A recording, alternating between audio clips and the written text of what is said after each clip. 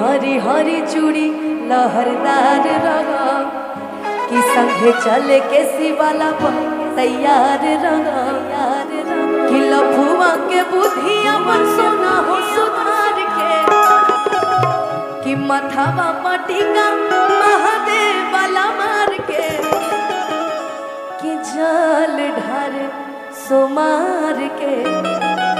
अइहा गेरुआ कुरुतवा छाड़ के। लड़की कह रही है अपने प्रेमी को कि पेनी हरी हरी चूड़ी लहरदार हरी चूड़ी संगे चले के शिवाला तैयार लफुआ के बुद्धि अपन सोना हो सुधार के मथवा पटिका महादेव वाला मार के। भाई आजकल जितना भी प्रेमी लोग बड़े सब आधा लफुए नहीं कर जाते सब, इसीलिए लड़की कह रही है जल ढारे सोमार के गेरुआ गुरुतवा छाड़ के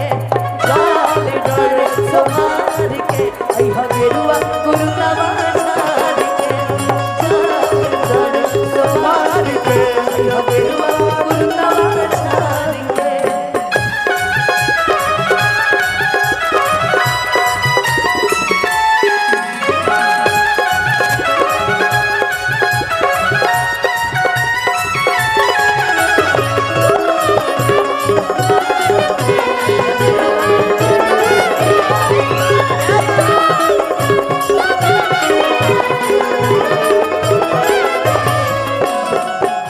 सावन में शिव जी के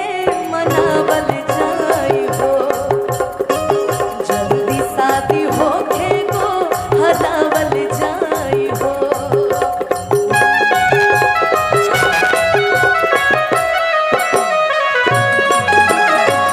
मनी भैया सावन में शिव जी के मनावल जाई हो जल्दी शादी होके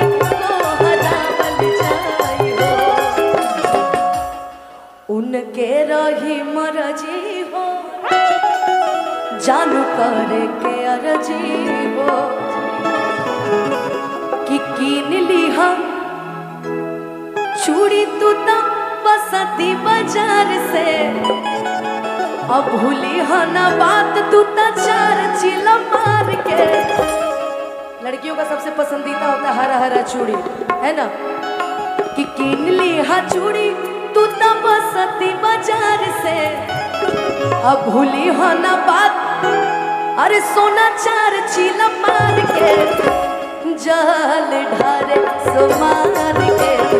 गेरुआ कुरुतवा छाड़ के जल ढारे सोमार के गेरुआ कुरुतवा छाड़ के जल ढारे सोमार के गेरुआ कुरुतवा।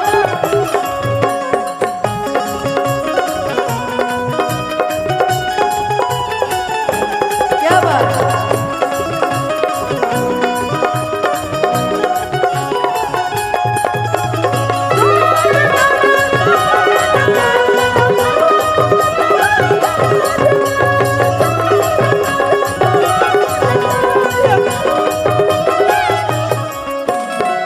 शिव पार्वती करी है खीर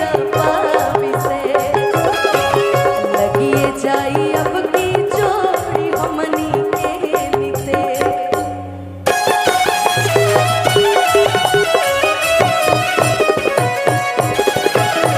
शिव पार्वती करी है खीर लगिए जाई अब की हमनी जोड़ी निते कि जवन बाबा के रही माँ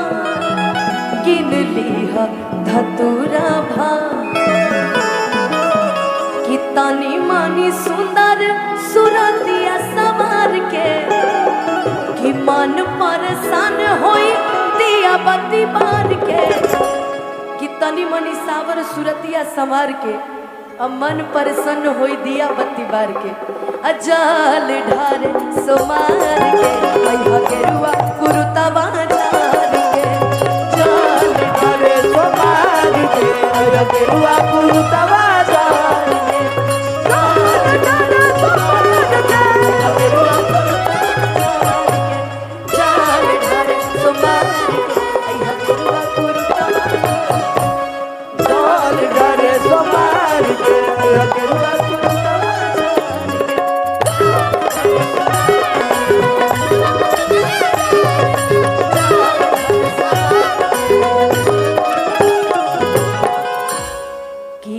गेरुआ